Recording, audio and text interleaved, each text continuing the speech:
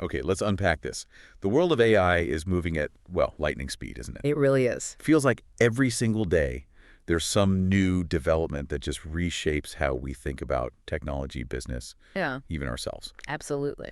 So today, we're pulling back the curtain a bit. We're looking at some pretty significant shifts happening with the major AI players, some surprising realities behind corporate moves, and, how AI is subtly but surely transforming our daily workflows. Yeah. Our mission, like always, is to really extract the most important nuggets of knowledge from all this recent stuff, giving you a shortcut to being well-informed without, the usual information overload. And what's fascinating here, I think, is that while these might seem like isolated news bites if you connect them to the bigger picture, they reveal so much about the evolving strategies, the competitive pressures, the true direction AI is actually heading. Right.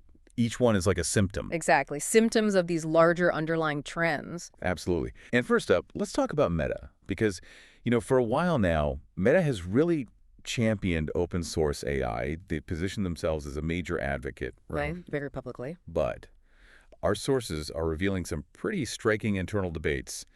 Apparently, there's serious discussion within Meta's superintelligence lab about, well, ditching open sourcing for their latest frontier model. Their big one. Yeah, their most advanced cutting-edge AI system, codenamed Behemoth. And we're hearing about, frankly, disappointing internal results, testing stoppages, a delayed release. Which is not what you want to hear about your frontier model. We got it all. Yet Meta's public openness PR line remains, well, the line. It hasn't changed. And this is really where that public perception kind of hits reality, doesn't it? If Meta actually decides to lock the doors on Behemoth, the ripple effects, they'd be profound for the wider open source AI ecosystem. Huge. It would lose a major benefactor. And think about all those startups, the ones depending on open weights for fine-tuning, for safety work. They're going to face some serious challenges. Yeah, their whole model might depend on it. Exactly. Now, for Meta, the potential gains are pretty clear. Tighter control, maybe better margins, and, let's be honest, a direct shot at claiming AGI bragging rights. AGI, Artificial General Intelligence, the big prize. The big prize, that sort of long-sought ability for AI to perform any intellectual task a human can, if they can actually catch up to, say, OpenAI and Anthropic. That's a big if. It is. And our sources offer this really provocative insight here. Open, they say, was just a bridge until Meta could afford a toll booth. Wow. Which I know naturally leads us to ask, what does open truly mean in this fast-paced, high-stakes world of AI development, especially when these huge commercial interests are looming? That is such a crucial question. So, okay, beyond Meta's immediate gain, what are the broader implications? Right. If they make this shift, what does it mean for innovation and access in AI for everyone else? Does it kind of stifle things? I think it absolutely raises that concern. Innovation so often thrives on open collaboration, and if the major players start pulling back, start closing things off, it could really centralize power and knowledge. And that could potentially slow down the pace of that broader, more decentralized innovation we've seen flourishing. That's a real worry. Okay, so let's pivot a bit. Let's talk about the sometimes murky world of AI acquisitions. Because the headlines, they tell you one thing, but the reality, often quite different. Oh, yeah? Take the story of Cognition, the makers of that AI engineer, Devin. They claim to acquire Windsurf. Sounds straightforward, right? Yeah. An acquisition. Simple enough. Well, the twist from our sources is that it really wasn't a straightforward acquisition at all. Not really. No, it truly wasn't. Our sources are painting this picture of more like a salvage operation. A salvage job. Yeah. Apparently, Google quietly poached key talent from Windsurf, including their CEO, before Cognition even got involved. Wow, Before. So what Cognition actually ended up with were kind of the remains, leftover engineers, product scraps, maybe the brand name itself. So not the core team. Not the core team. And Windsurf, by the way, this wasn't some tiny startup. They were once a, $50 million Sequoia-backed contender. Right, I remember them. But they just lost momentum in this really intense AI co-pilot arms race, Google's motivation here, Right. probably bolstering Gemini's coding capabilities, right? Snagging that talent. Makes sense. And Cognition's move, taking what was left, basically, to try and keep pace in a market that's just sprinting towards consolidation, frankly, commoditization. It really highlights this trend of what some are calling defensive buying. Defensive buying, grabbing what you can so competitors don't. Exactly. And our sources provide this brutal but pretty sharp insight here. They said, in AI, acquired often means Google got the brains, we got the furniture. Oof, Google got the brains, we got the furniture. That's certainly a stark way to put it. It is stark, but it might capture the reality sometimes. But beyond just the immediate talent grab, what are the longer-term implications of these kinds of salvage ops for the smaller innovators out there? Does it ultimately stifle things or maybe accelerate the overall pace? What do you think? Well, it's kind of a double-edged sword, isn't it? On one hand, it shows just how aggressive this race for talent is and that competition can push innovation forward. Yeah. But it also means that these well-funded giants can effectively, acquire a startup's core value, its people, without a traditional buyout. And that leaves very little for anyone else. Right, the shell is left. Exactly. And this can make it much harder for smaller, independent companies to truly compete long-term if their best assets are constantly at risk of just being poached. That's a really critical dynamic to understand in this space right now. Okay, moving on. Let's talk about something that directly impacts creative workflows. Claude AI's new integration with Canva. Yeah, this is interesting. So now Claude can apparently design, edit, summarize Canva content all through chat. And this is thanks to something called the Model Context Protocol, or MCP. MCP, right. One source called it the USB-C for AI agents, which I thought was a great analogy. That is good, like a universal port. Exactly. Allowing different AI models and applications to just seamlessly exchange information, understand each other's context, instead of being stuck in their own little silos. Yeah, the practical implications of this, Yeah. they're pretty significant. I mean, for designers who are on tight timelines, maybe tighter budgets, this offers a huge shortcut. Definitely. They can just prompt Claude instead of manually clicking through, the Canva interface. Yeah. That really drops the workflow friction. Oh, massively. But it also raises questions, doesn't it, about the perceived value of what we might call maybe mid-tier design work. Meanwhile, Canva's platform lock-in just got, well, much deeper. And Claude, it's quietly positioning itself as this sort of new front end of productivity. You can almost picture Adobe looking over its shoulder. Oh, I bet Adobe is probably sweating a bit under its creative cloud right now. Yeah. What we can really glean from this source is pretty clear. AI isn't replacing designers outright. Not yet, anyway. Not yet. But it is replacing, and I love this quote, the 2 a.m. clients who say, just make it pop with no context. Oh, yes. Yeah. Every creative knows that client. Exactly. So this really makes us wonder, what kind of creative work will be most valued moving forward, especially as these AI tools get more and more sophisticated. That's a brilliant way to put it. And yeah, as someone who's definitely been on the receiving end of those 2 a.m. make it pop requests, I can almost hear the collective sigh of relief from designers. Right. But on a more serious note, this integration really makes you think, doesn't it?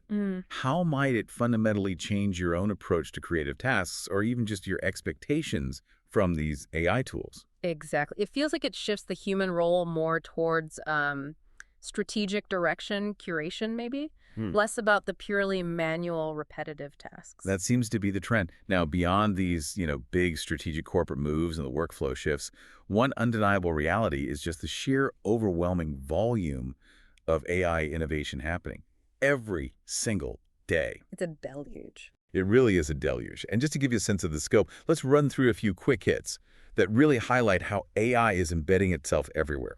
Okay. What's striking from just looking at the daily launches is this rapid diversification, right? And how AI is getting embedded. For example, there's a clear trend towards these highly personalized AI companions. The Grok's new ones. Yeah, exactly. Like Grok launching AI companions, including apparently a goth anime girl, amidst some controversy, but it lets users interact with AI personalities tailored to their preferences. Interesting. Then you've got fundamental infrastructure shifts, like AWS launching Kiro. That's a new developer environment that's embedding AI agents directly into the coding workflow to help with spec-based programming. So it's not just flashy front ends. No, it's becoming a foundational layer. Absolutely. And we're also seeing AI's increasing role in things like content moderation, digital hygiene. You mentioned Meta. They removed 10 million Facebook profiles this year. 10 million for spam and unoriginal content. That shows AI being deployed at scale, for platform integrity. And then, in a more subtle but honestly fascinating twist, there's new studies suggesting humans are starting to talk more like ChatGPT. Get out. Really? Yeah, adopting its vocabulary, its phrasing, which is just a wild insight into how these models are actually influencing our very language. That's incredible AI influencing how we speak. And it's not just about big tech or these broad social trends either. The daily influx of new tools Mhm. shows AI penetrating into really niche markets, individual productivity. Totally. You see it in the trending daily AI launches list Hmm. with tools like OpenArt's one-click video story or Dualight's Alpha for building local applications. Yes, and the featured AI tools really showcase that variety too. You've got Atypica.ai automating market research, VidQ1 model creating consistent video, Genspark AI building an AI office suite for human-centric vibe working, whatever that And means. vibe working. Right. Airtable's launching no-code AI apps. Wonder AI is even creating professional music from text or voice chats. It's a testament to the sheer breadth of innovation It really is. and how rapidly AI's applications are diversifying across every conceivable aspect of our lives. It's moving from being this specialized tool to, like you said, an embedded layer across just countless services. It is mind-boggling how fast these things are popping up everywhere. What do you think is the biggest driver behind this incredible acceleration right now? Yeah. Is it just the tech getting better, or are there big market forces too? Oh, it's definitely a combination. I mean, the technological advancements are undeniable, right? Yeah. Better models, more efficient hardware, all that. Sure. But the market forces are also immense. There's this sense of a land grab happening, a scramble to integrate AI into every single product and service before someone else does. Right, fear of missing out. Exactly. That competitive pressure absolutely fuels this incredible speed we're seeing. That makes perfect sense. And speaking of the future, our sources gave us a sneak peek into this newsletter called Posthuman. And it frames the future as something being built, like right now, today. It talks about learning, rewritten in dialogue, the idea that, education used to lecture, but now it listens. Students don't just learn, they co-build, kind of in sync with models that adapt and respond. That's a powerful concept. Yeah, AI isn't just a tutor anymore. It's like a mirror-curious patient, always on. And this Posthuman Newsletter, it seems like it aims to explore precisely those strange realities of tomorrow as they unfold today. Things like AI therapists, robot coworkers, even memory markets and synthetic influencers. Wow, memory market. Yeah, and it emphasizes, quite pointedly, this isn't sci-fi, it's the early user manual for the future. The early user manual. I like that. It really highlights the broader implications of this deepening human-AI interaction. And it forces us to consider, doesn't it? How will our identities, our learning, our very definition of society evolve as humans and AIs increasingly co-create? That question. Yeah, it resonates really deeply. Yeah. The profound implications of this evolving relationship are definitely something we all need to be thinking about. For sure. So what does this all mean for you listening? We've covered quite a bit. The shifting strategies of AI giants like Meta, those competitive pressures driving surprising acquisitions like the Windsurf story, the integration of AI into everyday creative workflows with Claude and Canva, and just the sheer overwhelming volume of innovation happening daily. Understanding these dynamics, we hope, provides a powerful shortcut, a way to be truly well-informed in this landscape that's changing so quickly. And I think this deep dive has really shown us that the AI world isn't just about, the flashy groundbreaking launches. It's also about these complex, often hidden strategic shifts that are shaping its future. Absolutely. And it leads us to maybe an important reflection. If major players like Meta are reconsidering what openness even means, and AI is increasingly acting as our new workflow front end, Right. what responsibility do we have Yeah. as users, as learners? Right. A responsibility to critically engage with these tools, to understand the underlying forces at play. How do we stay open in our own thinking, even when the technology itself might be becoming more closed? Powerful thoughts to leave you with. Thank you so much for joining us on the deep dive. Keep exploring, keep asking questions. Keep thinking critically. Exactly. And we'll be here next time to help you unpack it all.